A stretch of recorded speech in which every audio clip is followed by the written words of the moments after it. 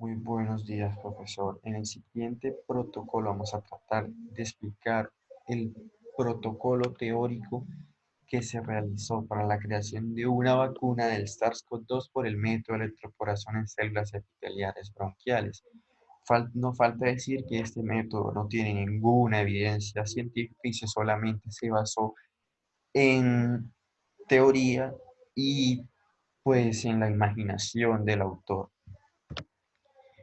Este protocolo va a partir de una obtención de anticuerpos en base del ataque a la proteína en base al ataque a la proteína S. La proteína S es la proteína encargada de la unión de la célula vírica con la célula receptora en el humano, en este caso las células bronquiales.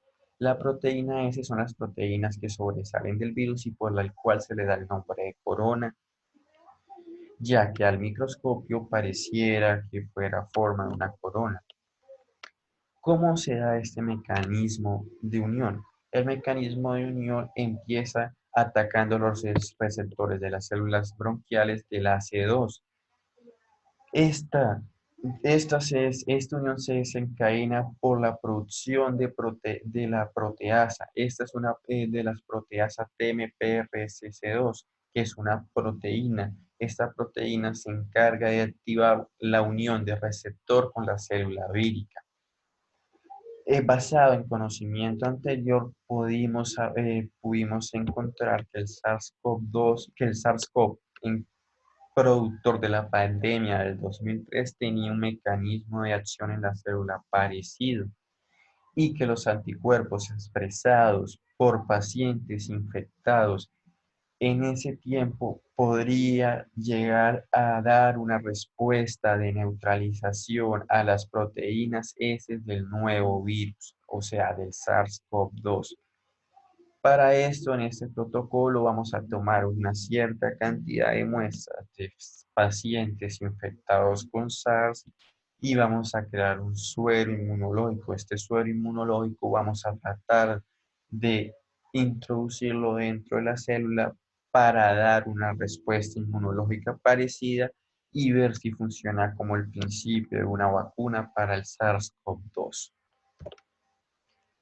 Pero para trabajar en un laboratorio no podemos trabajar en cuerpo humano. Para esto necesitamos simular las condiciones de las células pulmonares. Para esto vamos a hacer un cultivo de células pulmonares, teniendo en cuenta que necesitamos un medio suplementario para hacer y vamos a colocar estas células epiteliales en placas recubiertas de colágeno tipo 1. La placa se va a incubar por 37 grados centígrados con un 5% de dióxido de carbono y un 90% de humedad y no se va a mover durante 3 días para evitar que los explantes no se fijen a la placa. Después de unos días vamos a monitorear el crecimiento y vamos a tratar de modificar esta placa diariamente hasta ver una proliferación celular alrededor de los explantes. Una vez de esto, estos se van a extraer y se van a subcultivar sucesivamente. Los explantes que se subcultivarán van a estar metidos en otra placa que va a respetar los residuos de sed y ahí van a durar por 10 días más.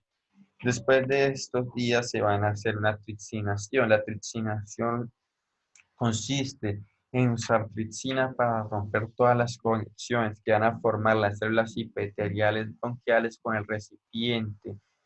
Y después, con ayuda de una pipeta, se van a dejar estas células por separado, listas para preparar el cultivo de los electrodos. Para hacer esto se va a necesitar centrifugar a 100 revoluciones por minuto durante 5 minutos. Se van a resuspender estas células en 1,5 ml suplementado para sep. Los electrodos se van a separar con 200 células por sistema y se van a rellenar con unos 1,5 mililitros de medio suplementario para sep. Se va a cubrir con la superficie con una membrana semitranspirable. Se mantendrá en la incubadora durante 6 días in vitro a una atmósfera idónea para su crecimiento a 37 grados centígrados y 5% de CO2, de tal forma que vamos a tener un crecimiento y una adhesión correcta a la superficie y se van a formar conexiones pertinentes.